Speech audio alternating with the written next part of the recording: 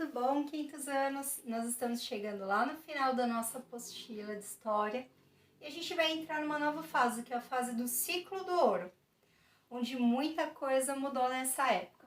Primeira coisa que aconteceu, o Brasil ainda era colônia, ele estava passando daquele processo da produção ali das fazendas de cana-de-açúcar, e agora ele começa a entrar num novo momento, que é o momento das pedras preciosas e do ouro.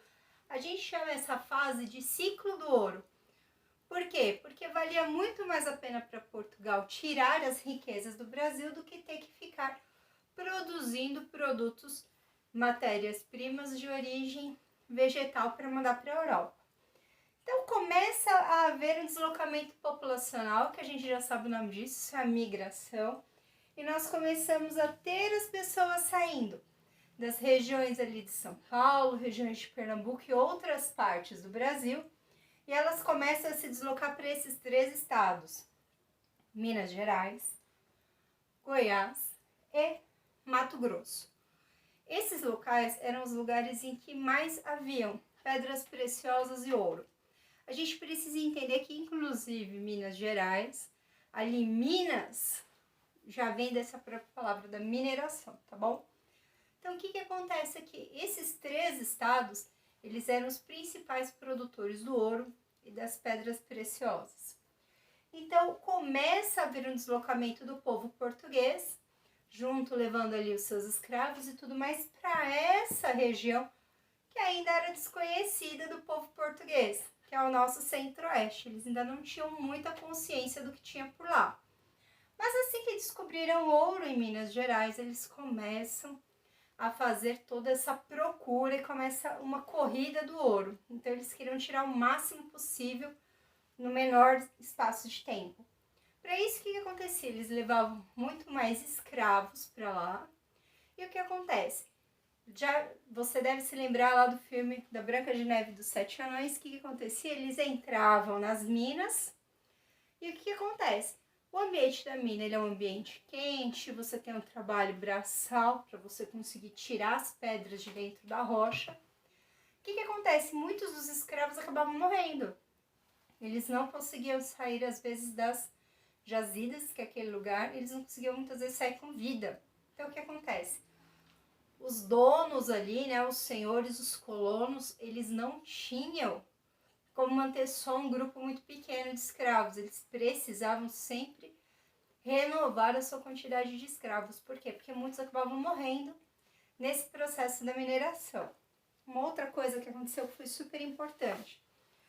Desse processo do descobrimento, nós temos o quê? Nós temos a colônia de Portugal aqui no Brasil, ocupando o local de Salvador, na Bahia. Só que o que acontece? Era mais fácil eles ficarem no local mais próximo dessa riqueza, que, vamos falar a verdade, era riqueza para valer, que eram o ouro e as pedras preciosas. Então a colônia portuguesa deixa a Bahia, a região da Bahia, lá em Salvador, e passa a criar o seu palácio, a sua casa, todos os seus afazeres reais na região do Rio de Janeiro, porque ficava mais próximo de Minas Gerais e também mais próximo do centro-oeste. O que isso muda para a gente? Nós começamos a ver aqui um processo completamente diferente de produção. Por quê? Ao invés de ter que plantar, aguardar crescer e colher para mandar para Portugal, as pedras preciosas já estavam lá. O que acontecia? A gente precisa entender dois fatores importantes. Primeiro, para Portugal era muito importante retirar as riquezas do país. Nada mais rico do que um produto super caro e valorizado na Europa: ouro e pedras preciosas. O que acabava acontecendo aqui? Portugal, ele não apenas vendia desse ouro que ele tirava daqui, dessas pedras, como Portugal também utilizava. Como é que usava isso? As igrejas católicas, lembra que a gente começou a ter o período jesuítico, os padres jesuítas, eles vinham aqui para o Brasil, faziam a catequese, né, ensinavam a religião católica para os índios, e a gente chama aí esse período de guerra justa. Se o índio aceitasse, ok, vamos viver ali com o nosso colonizador, senão eles entravam nessas guerras, os índios que perdiam eram levados como escravos. O que acontecia aqui?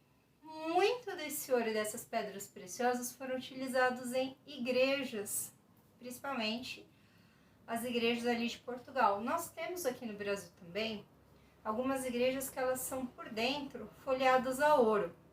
É isso mesmo que você ouviu.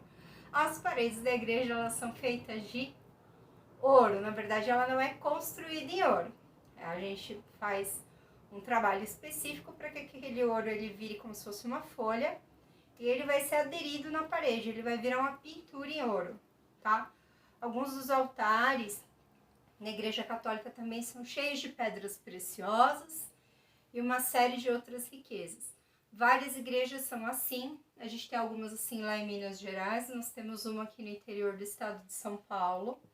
Hoje a gente não encosta mais nessas paredes, que as pessoas ficavam lá fazendo assim, ó, cutucando para tirar um pouquinho de ouro e levar embora, tá? Então hoje a gente até tem visitação, você entra, mas tem um cordão de isolamento para você não tocar nas paredes, tá bom? O que acontece? Muito desse ouro chegou lá na Europa e começou a fazer o quê? Além de uma parte ser vendida, Portugal queria mostrar que ele tinha o poder, que ele podia ostentar toda essa beleza, toda essa riqueza, e ele começa a folhear, que é colocar essas folhas de ouro nos santos, nos altares, nas paredes, nas colunas. E aí o que acontece? Portugal, ele era um país extremamente rico. O que a gente já aprendeu nesse módulo mesmo? Portugal não tinha o menor interesse de desenvolver a sua colônia, ele só queria uma colônia extrativa. O que é extrativa? Que vai tirar algo dali para o seu uso. Tá? Então a gente não pode esquecer disso. Por quê? Porque não havia interesse de fazer o desenvolvimento desse país para que ele se tornasse um país ou que ele fosse independente. O que acontece com a mudança da capital?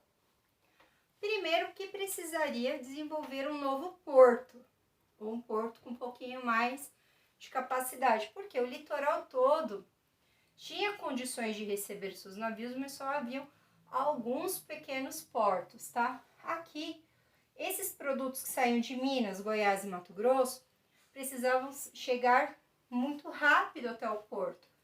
Por quê? Porque você está carregando uma carga preciosa, com certeza vai ter gente que vai querer levar vantagem no meio do caminho, vai querer roubar.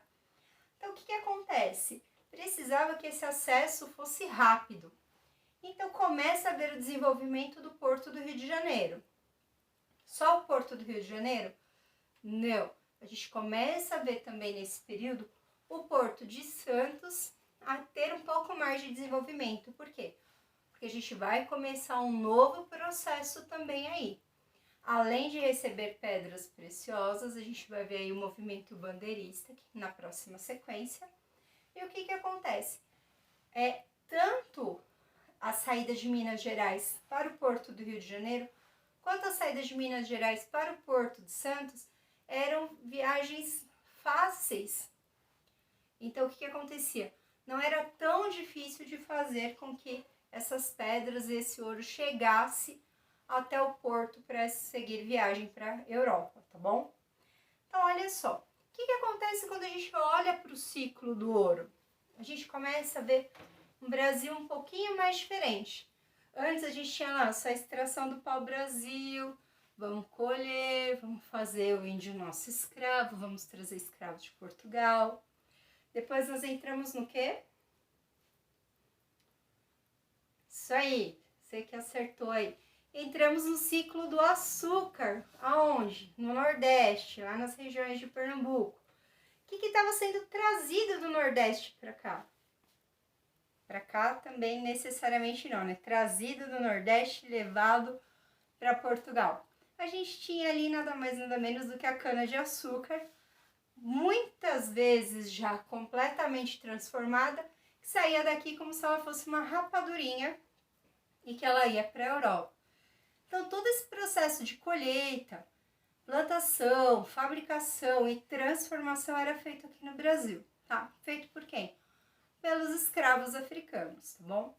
Então, o que acontecia? A gente entra agora num processo que a gente não precisa ficar plantando, não precisa ficar colhendo, mas a gente pode só retirar. O problema é que essa retirada desses produtos, ela tinha o quê?